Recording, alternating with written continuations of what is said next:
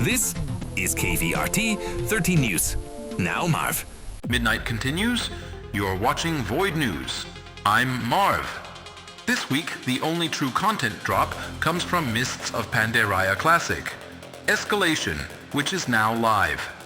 This update expands the Garrosh storyline with new scenarios, heroic difficulty versions, and a progressing campaign centered around rebellion against the Korkron.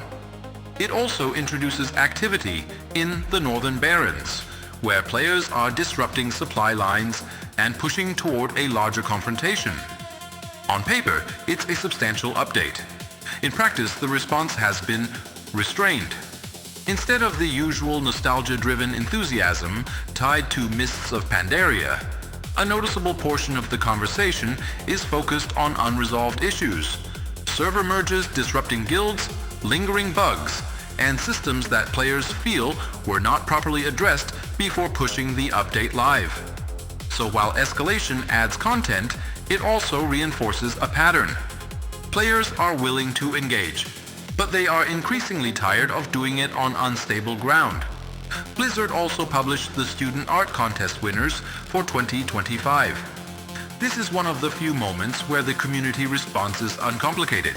The work is strong, the reception is positive, and for once there is nothing to fix, argue about, or monetize. Just people making things. It stands out more than it should. The WoW weekly post returned again, and once again it repeats information players already had. However, buried inside the repetition is something Blizzard seems more interested in pushing forward. Community infrastructure through Discord. Ambassador programs, partnered servers, exclusive emotes, community-run challenges. Blizzard is not just promoting the game anymore. They are actively trying to relocate parts of the player experience into controlled community spaces.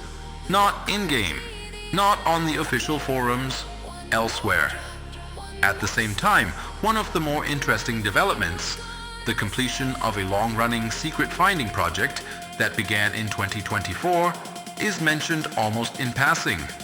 A multi-year community effort solved, and it gets less attention than a Discord emote. That tells you what Blizzard values right now. Finally, Noblegarden returns from April 6th through the 13th. New rewards have been added, including cosmetics, mounts, and event items tied to egg collection and daily activities.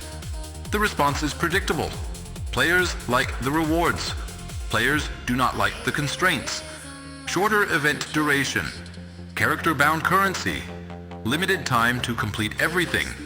So the event exists, but it arrives with pressure attached.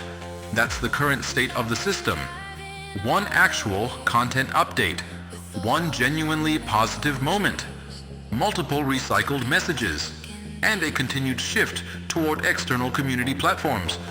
You're watching Void News. I'm Marv. Stay informed.